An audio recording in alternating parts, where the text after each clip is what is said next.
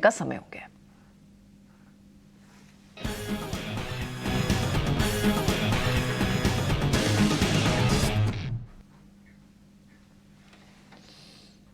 Morning Sanjeev ji, सर्दियों में मुश्किल तो होता है सुबह आना। आज हम सुबह शुरुआती शो की इससे कर रहे थे कि बहुत फॉग हो गई है नॉर्थ इंडिया में। इनफैक्ट दिल्ली में आज डिम्पी को भी थोड़ी मुश्किल हुई आने में, आई एम श्योर। लेकिन सर्दियों का मजा आप ले रहे होंगे वहां। बिल्कुल बिल्कुल। Good morning Priyanka ji. दिल्ली दी सर्दी का कोई जवाब ही नहीं। अब ये आप कहते रहेंगे फॉग है, नहीं है, बट ये मौसम बार बार नहीं आता, आपको होना पड़ेगा यहाँ। और वो शेयर बाजार की तरह है, धुंध तो दिखेगी और आपको घबराहट भी होगी, लेकिन जिंदगी चलती रहेगी और new highs are going to be tested. So Dimpy ji को जैसे है, हमें भी मजा आ रहा है। यही मौसम का लुत्फ है।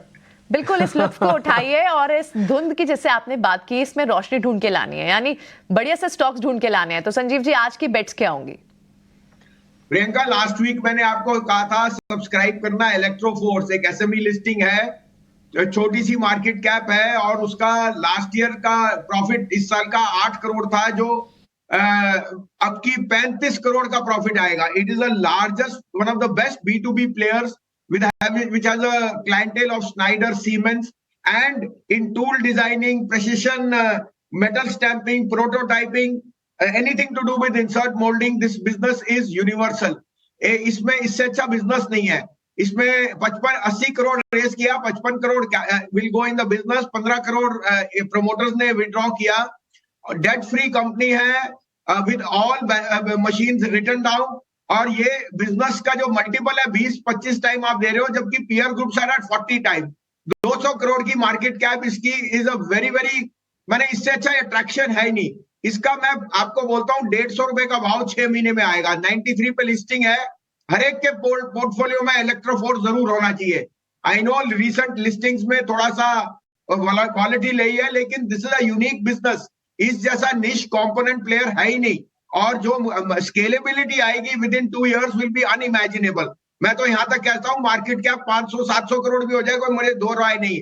लेकिन अभी आप इसको जरूर इसको आज जरूर खरीदिए, क्योंकि ये आपके पोर्टफोलियो में 50% रिटर्न देके जाएगा in the next 3 to 5 months. ठीक है सर, एक तो ये शेयर होगा जो एसएमई के अंदर है, लेकिन इसके अलावा जो फ्रंटलाइन शेयर्स हैं जो एक्सचेंजेस में एनएससी बीएससी पे हैं, एक बार जरा उस पर भी अपनी राय बता दीजिए, उसमें कौन से शेयर है? हाँ बिल्कुल डिम्पी जी, एक तो मैं आपकी बात सुन रहा था, अभी आपने आईएक्स का पूछा सोनी जी से और उन्होंने 175 का। 180 से कम बिल्कुल मत बेचना, और अगर 180 हिट हो गया तो 170 का स्टॉप ट्रेडिंग लॉस होकर के 210 का टारगेट रखना। IEX is in my portfolio from 120 और मैं इसे 200 तक नहीं बेचूंगा। बिजनेस इज सुपर, और ये एक स्टॉक है जो होना चाहिए आपके पास। ये मैं आपको पुराना कह चुका हूं। आज का मेरा पिक है मैक्स फाइनेंस। देखिए डिम्पी और प्रियंका, 5 बिजनेसेस है जो इंटरमीडियरीज बहुत अच्छा कर रहे हैं। Insurance, exchanges, AMC, depository and brokers, and पांचों ने अगले का 20-30 साल इनको ही बिलोंग करते हैं। वी नो IRDA ने कंसल्टेंसी पेपर निकाला है on surrender value. There will be a resolution there, but you are getting the chance to get into big insurance plays which have no comparison with capital adequacy and the reach and innovation in products. तो मुझे max finance पहला target 1000 का है, लेकिन budget तक 1100 का भी target आ जाए कोई बड़ी बात नहीं है। इसमें रिस्क रिवॉर्ड बहुत फेवरेबल है। मुझे वहां देखना है जहां रिस्क रिवॉर्ड मेरे को फेवरेबल मिले। 905 का आपका स्टॉप लॉस है। दूसरा है अगेन IRCTC ने अभी रिसेंट ब्रेकआउट दिया। मैं 650 से कह रहा हूं कम डिविडेंड, ये भाव 1000 रुपए का हो जाएगा 1 महीने में। और दूसरी बात आपको बताऊं कि जिस तरह से आप वंदे भारत की अब टिकटिंग वगैरह सब उनके पास आ गई, और रेल बजट जो आने वाला है, IRCTC is a no brainer. I know this stock has move from 750 to 850, लेकिन 1000 रुपए का टारगेट है आपको। इसमें 845 रुपए का स्टॉप लॉस रखना है, जो ज्यादा दूर नहीं है। थोड़ा सा आप अपना इसमें होराइजन बढ़ाइए। क्वालिटी स्टॉक्स में आपको दे रहा हूं Max, IRCTC and must buy Electroforce. ठीक है सर, डन। आपके सारे शेयर्स हमको अच्छे से समझ में आ गए और उम्मीद करते हैं इससे काफ़ी अच्छा बेनिफिट मिलेगा। वसीम साहब बहुत बहुत शुक्रिया, थैंक यू वेरी मच ये सभी के सभी शेयर नोटिस कराने के लिए। IEX तो मैंने आपसे ही सब समझा जाना, और उसके बाद हमने फिर उसको टेक्निकली चेक करके एक पुल बैक का तो बताया ही था ट्रेड, जिसको हिट हुआ, टारगेट भी हिट हुआ, लेकिन अब आप और सोनी दोनों ये बता रहे हैं कि 180 से पहले तो बेचना ही नहीं, तो इस शेयर के साथ भी आप बने रह सकते हैं। बहुत बहुत शुक्रिया mister Bhasin, thank you very much समय देने के लिए। आगे बढ़े, अब भी इस बीच हमारे साथ जुड़ चुके हैं अविनाश सर, बहुत बहुत शुक्रिया, थैंक यू वेरी मच समय देने के लिए। सर मैं विष्णु प्रकाश पुगलिया नाम की कंपनी है जो रिसेंटली आईपीओ भी आया, उससे ही शुरू करना चाहूँगा। उसको एक नया ऑर्डर मिल रहा है सर करीब 900 करोड़ रुपए का। सर जब ये आईपीओ आया था ना, तब भी ये बात तय थी कि इनकी ऑर्डर बुक को लेकर तो कोई दिक्कत ही नहीं है, बस थोड़ा विजिबिलिटी और गाइडेंस वगैरह कंपनी ठीक दे रहे तो काम हो जाएगा। अच्छी गाइडेंस दी, शेयर बढ़िया लिस्ट हुआ, अच्छा गेन मिला, अभी भी चल रहा है। सर आपके रिकमेंडेशन में क्या है, ये अभी भी लेने लायक है या फिर जिनके पास आईपीओ का रखा हुआ है सिर्फ वही रखें अपने पास? Good morning Dimpy. देखिए मुझे लग रहा है कि जिस प्रकार की ऑर्डर बुक इनफ्लो इनको मिली है, मेरे ख्याल से FY24 इनके लिए बहुत अच्छा रहेगा। इनफैक्ट आने वाले साल के लिए भी बहुत अच्छी ऑर्डर बुक है, तो विजिबिलिटी बहुत अच्छी रहेगी। तो मेरा तो मानना है कि देखिए आज जो न्यूज आई है इसका इम्पैक्ट तो इमीडिएटली आपको मार्केट्स में सुबह देखने को मिलेगा।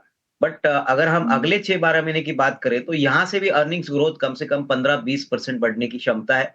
और मुझे लग रहा है कि इस लेवल से भी अगर किसी को खरीदना है तो मेरे ख्याल से एक थोड़ा सा एक्यूमुलेशन या हम कह सकते हैं इन्वेस्ट करने का मौका बन सकता है, क्योंकि यहाँ से भी मुझे लग रहा है कि 18-20% की अपसाइड कंफर्टेबली पॉसिबल है।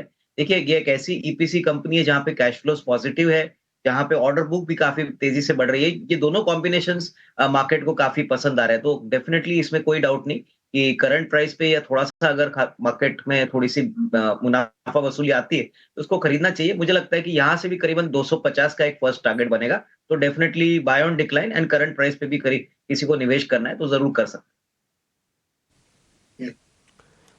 ठीक है अविनाश सर, एक क्वेश्चन मैं आपसे पता करता हूं, क्योंकि इसके टेक्निकल चार्ट ज़्यादा हेल्प नहीं कर पाते। उसमें है शुगर सेक्टर, यहाँ पर पॉलिसी का इम्पैक्ट ज़्यादा आ जाता है। अभी ना डैम कैपिटल की एक रिपोर्ट है जो कि शुगर स्टॉक्स को लेकर है, वो ये कह रहे हैं कि भी आगे जो प्रोडक्शन रहेगा ना शुगर का, वो कम ही रहेगा सीजन में, नेक्स्ट सीजन में भी।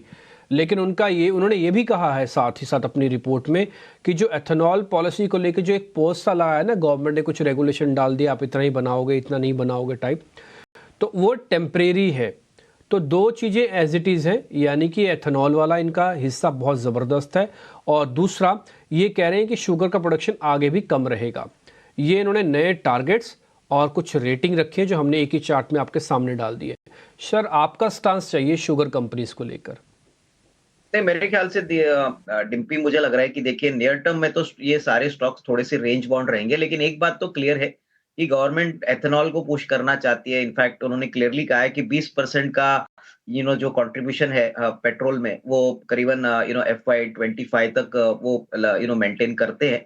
मुझे लगता है कि दिस ईयर शुगर की प्रोडक्शन में थोड़ी सी कटौती एक्सपेक्टेड थी, तो उन्होंने थोड़ा सा ये मोलासिस का जो प्रोडक्शन था वो उन्होंने थोड़ी सी रिस्ट्रिक्शंस की, लेकिन बहुत ही जल्द इन्होंने क्लेरिफाई किया कि गवर्नमेंट का कोई इंटेंशन नहीं है कि मोलासिस को वो एथेनॉल में कंज्यूम करे, ऐसी कोई दिक्कत हो।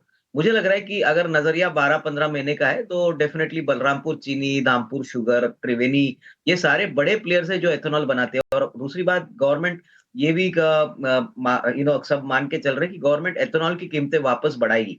तो definitely in the near term क्या होगा कि जो कंपनी गेहूं से या कॉर्न से एथेनॉल बनाती है उनके लिए थोड़ा सा पॉजिटिव होगा, जैसे BCL है, एसोसिएटेड अल्कोहल है। लेकिन जो बड़े प्लेयर्स है मुझे लगता है उनको दिक्कत नहीं होगी। मेरे ख्याल से मोलासिस की सप्लाई काफी अच्छी रहेगी।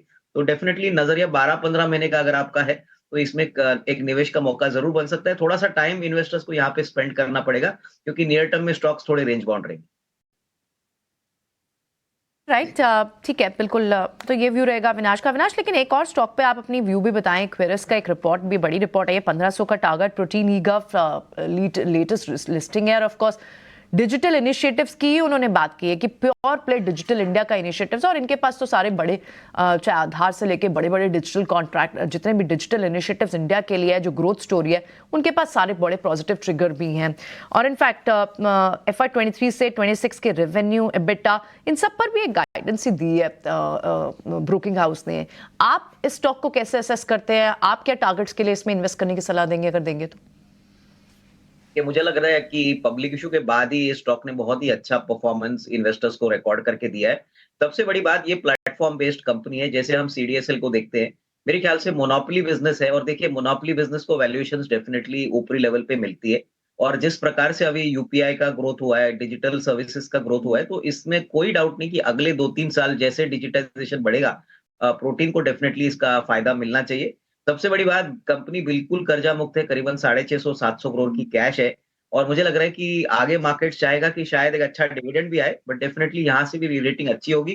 थोड़ा-सा सब्र रखें क्योंकि स्टॉक छोटे समय में बहुत जल्दी भाग चुका है, बट डेफिनेटली मुझे लगता है कि 1200 का जो शेयर है, वो करीबन 1550-1600 ये एक नियर टर्म टारगेट बन सकता है, but again from a 12 to 18 month time frame. ठीक है, ऑलराइट, 12 टू 18 मंथ्स तक के लिए आपको होल्ड करना पड़ेगा। वैसे भी एक ऐसा स्ट्रॉन्ग है, एक स्टॉक है जिससे आपको पोर्टफोलियो में लॉन्ग टर्म के व्यू से रखना चाहिए। लॉन्ग टर्म बेट है ये अविनाश की भी।